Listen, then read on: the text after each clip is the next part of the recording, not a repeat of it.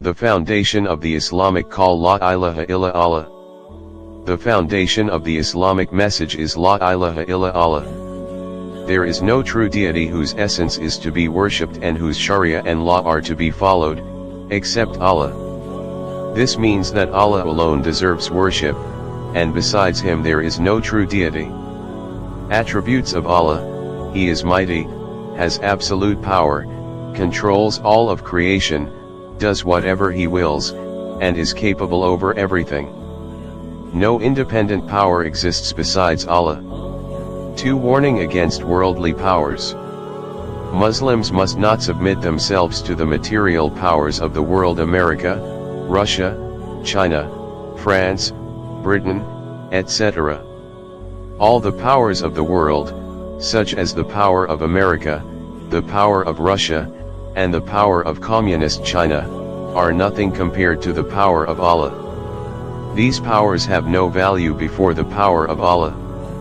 A Muslim must strive jihad with trust in Allah and for His pleasure. Allah has promised to defeat and humiliate the enemies through the hands of the believers.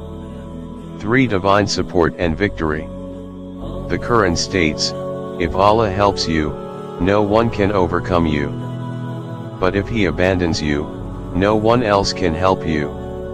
Thus, true support comes only from Allah. A believer must place his full trust in Allah, not in any other power.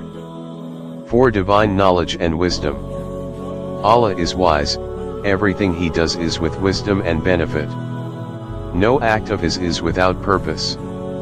His knowledge encompasses everything: past, present, future, outward and inward. Every action of Allah brings benefit to His servants, even if we do not always understand it.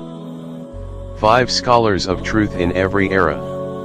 In every age of the Muslim Ummah, scholars and seekers of truth exist who proclaim the truth. The Prophet said, "A group from my Ummah will always remain firm upon the truth, their enemies cannot harm them."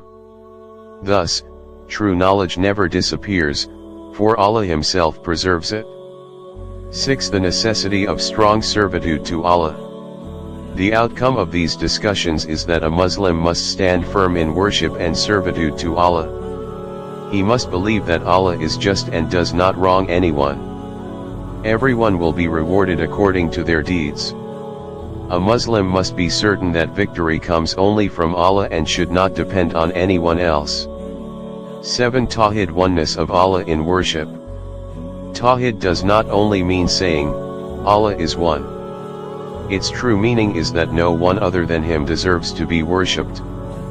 All forms of worship, bowing, prostration, supplication, vows, sacrifice, glorification, obedience to divine law must be directed only to Allah.